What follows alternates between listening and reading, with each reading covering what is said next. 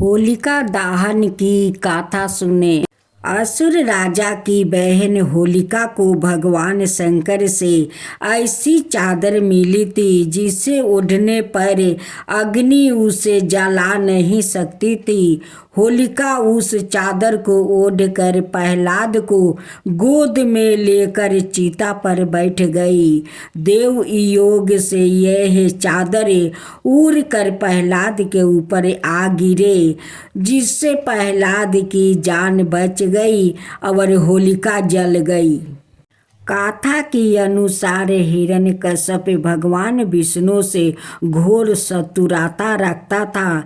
इसने अपनी शक्ति के घमंड में आकर सवाए कोई ईश्वर कहना शुरू कर दिया और घोषणा कर दी कि राज्य में केवल उसी की पूजा की जाएगी। उसने अपने राज्य में आज्ञा और आहुति बंद करवा दी और भगवान का भक्तों को सताना शुरू कर दिया। हिरण्यकश्यप का पुत्र प्रहलाद भगवान विष्णु का परम भक्त था। पिता के लाख कहने के बावजूद प्रहलाद विष्णु की भक्ति करता रहा। असुराधिपति हिरण्यकश्यप ने अपने पुत्र को मारने की भी कई बार कोशिश की, परंतु भगवान सवाए उसकी रक्षा करते थे और उसका बाल भी पाका नहीं हुआ। असुर राजा की बहन होलिका को भगवान शंकर से ऐसी चादर मिली थी जिसे ओढ़ने पर अग्नि उसे जला नहीं सकती थी। होलिका उस चादर को ओढ़कर प्रहलाद को गोद में लेकर चीता पर बैठ गई। देव योग से वो चादर उड़कर प्रहलाद के ऊपर आ गई, जिससे प्रहलाद की जान बच गई और होलिका जल गई। होलिका दहन के दिन होली जलाकर होलिका का नाम का दुर्भार बना का अंत और भगवान द्वार भक्त की रक्षा का जश्न मनाया जाता है। होली का त्योहार प्रेम और संभावना से जुड़ा है। त्योहार है जिसमें अध्यात्म का अनोखा रूप झलकता है। इस त्योहार को रंग और गुलाल के साथ मनाने की परंपरा है। इस त्योहार के साथ कई पौराणिक कथाएं मान्यता जुड़ी है। होली का त्योहार भारतवर्ष में अति प्राचीन काल से मनाया जाता है आ रहा है। इतिहास की दृष्टि से देखें तो यह वैदिक काल से मनाया जाता आ रहा है। हिंदू मास के अनुसार होली के दिन नए बसंत की शुरुआत होती है। चैत्र कृष्णा प्रतिपदा के दिन धरती पर प्रथम मानव मानु का जन्म हुआ था। इसी दिन कामदेव का पुनः जन्म हुआ था। इन सभी खुशियों को व्याख्यात करने के लिए रंगोत्सव मनाया जाता है। इसके अलावा हुड़दंग और रंगोत्सव का यह भी कारण बताया जाता है कि नरसिंह रूप में भगवान इसी दिन प्रकट हुए थे और हिरण्यकश्यप का नाम का महाअसुर का वध कर भक्त प्रहलाद को दर्शन दिया था। अब सुने प्रहलाद की कथा। बहुत पुराने समय की बात है। अपने देश में हिरण्यकश्यप नाम का एक राजा राज करता था। उसे अपने बल का बड़ा अभिमान था। वो अपने से अधिक शक्तिशाली किसी को नहीं समझता था। वो कहा करता था कि दुनिया की कोई ताकत मेरे कुछ नहीं बिगाड़ सकती, दुनिया से बाहर भी कहीं कोई शक्ति है। इस पर उसका विश्वास नहीं था। मौत से भी वो नहीं डरता था। उसका कहना था, मुझे ना कोई घर के अंदर मार सकता है, ना घर के बाहर, ना धरती पर, ना आसमान में, ना दिन में, ना रात में। प्रजा में सब उससे डरते थे। उसकी इच्छा के विरोध कोई कुछ कह भी नहीं सकता था। हिरण्यकश्यप का एक पुत्र था, उसका नाम प्रहलाद था। जब प्रहलाद कुछ बड़ा हुआ तो उसने उसे पढ़ने के लिए गुरु के पास भेजा। प्रहलाद बड़ा होनिहार और बुद्धिमान बालक था, इसलिए गुरु उसे बड़े प्यार से पढ़ाते थे। पढ़ते पढ़ते जब कुछ दिन बीत गया तो हिरण्यकश्यप ने सोचा, देखना चाहिए कि प्रहलाद की पढ़ाई कैसी चल रही है। उसने उसे गुरु के साथ अपने पास बुलाया और प्रहलाद से पूछा, दुनिया में सबसे अधिक बलवान कौन है? उसे आशा थी कि वो कहेगा आप, पर प्रहलाद ने उत्तर दिया, ईश्वर जो सबको बनाता है। हिरण्यकश्यप यह सुनते ही आगे बबूला हो गया। उसने गुरु से कहा, इसे तुमने यही पढ़ाया है? गुरु बोले, मैंने तो इसे यह नहीं पढ़ाया है, यह तो सवाए अपनी बुद्धि से कह रहा है।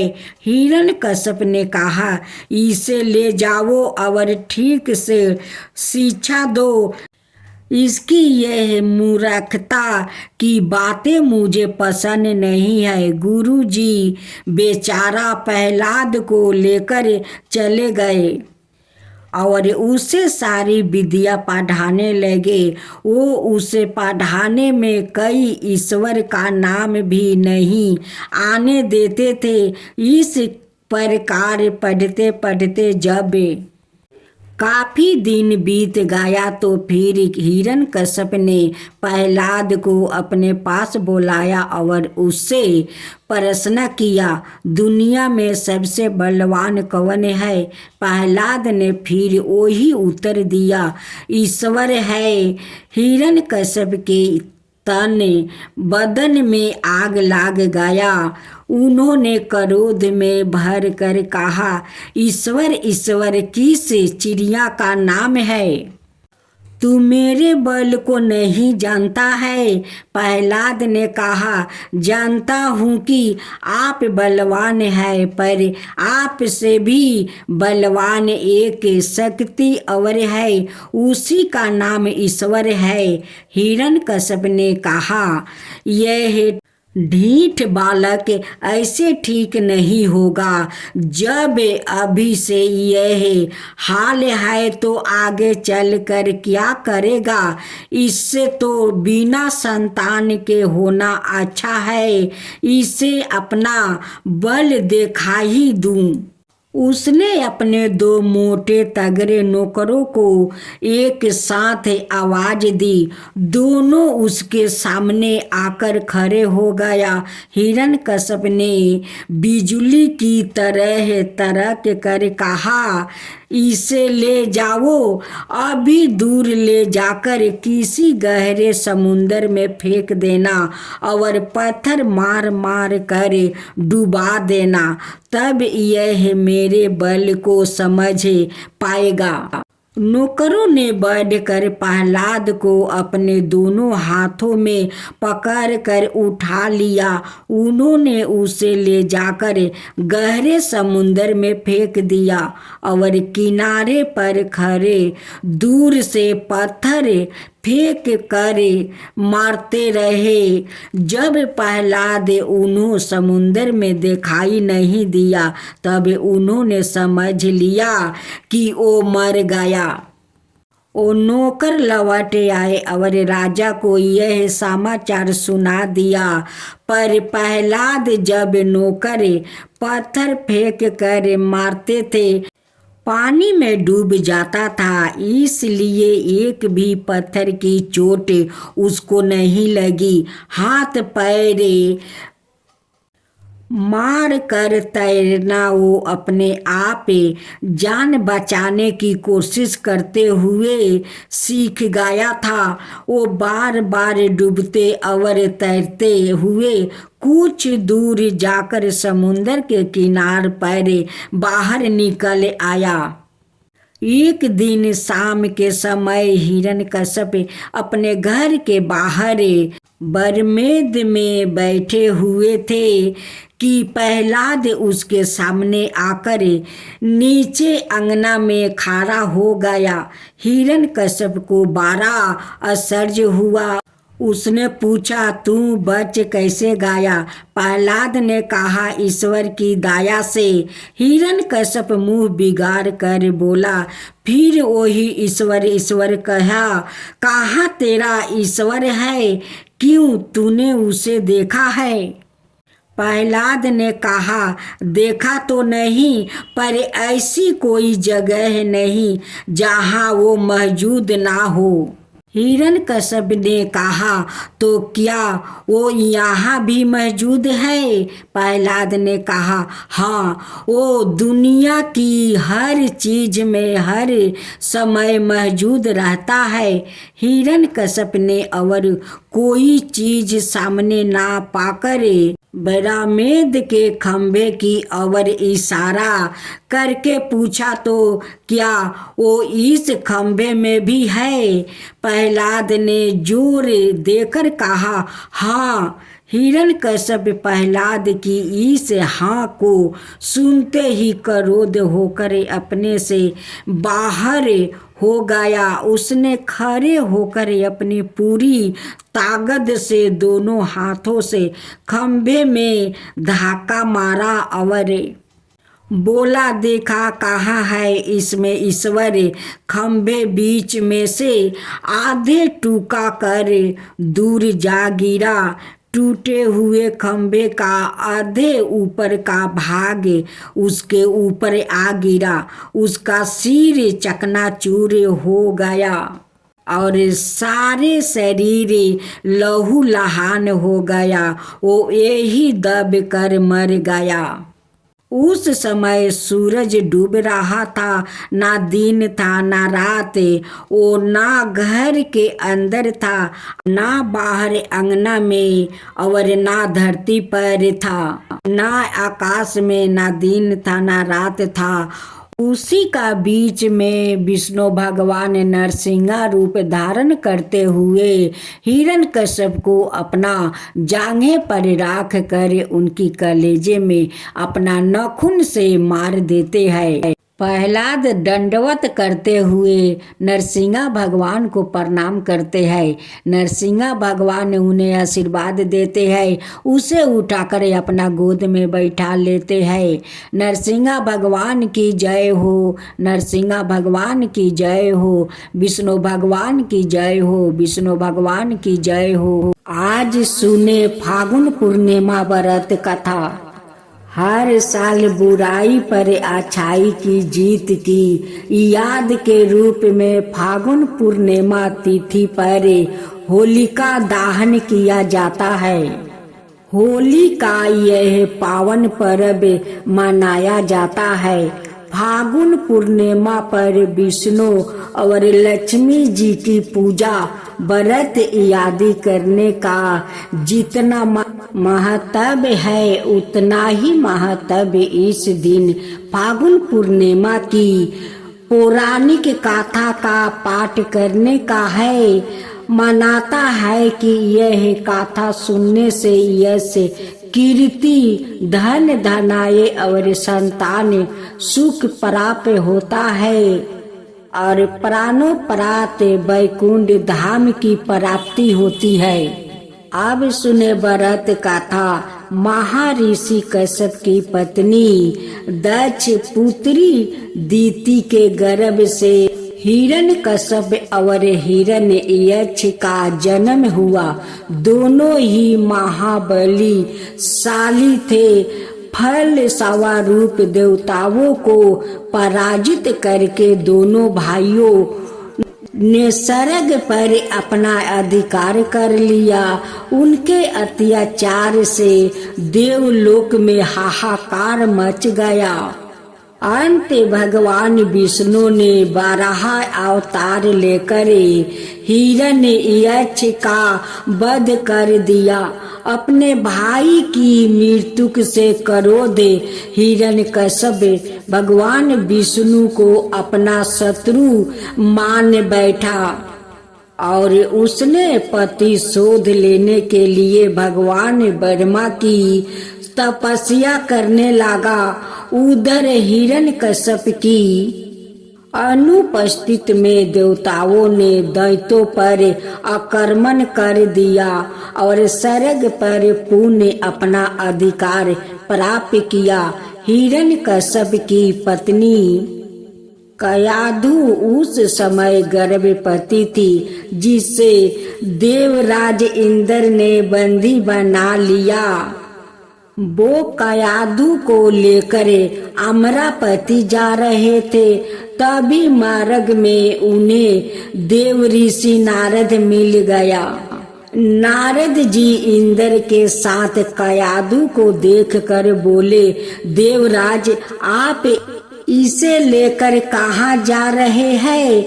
यह सुनकर इंद्र ने कहा, हे देव ऋषि, कयाधु गर्भवती है। इसके गर्भ में हिरण्यकश्यप जैसे दुष्ट आत्मा का अंश है, जिसका वध करके मैं इसे छोड़ दूंगा।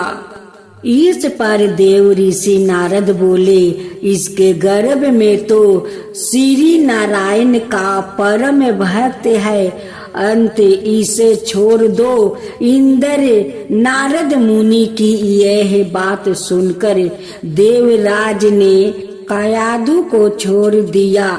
देव ऋषि नारद हिरण्यकश्यप की पत्नी को अपने आश्रम में ले आए और बोले, बेटी, जब तक हिरण्यकश्यप की तपस्या पूरी नहीं हो जाती, तुम निश्चिंत होकर यहीं रहो। तब से कयाधु देव ऋषि नारद के आश्रम में रहने लगी और उनके दिव्य प्रवचनों का रस पान भी करती रही, जिसका गर्भ में पल रहे शिशु पर भी बहुत गहरा प्रभाव हुआ। जब समय आया तो कयाधु ने एक पुत्र को जन्म दिया, जिसका नाम रखा गया प्रहलाद। इधर हिरण्यकश्यप की तपस्या जब पूरी हो गई तो ब्रह्मा जी ने प्रसन्न होकर उसे मन बछित वरदान दिया, जिसके पश्चात वो अपने राज्य आपस लौट आया।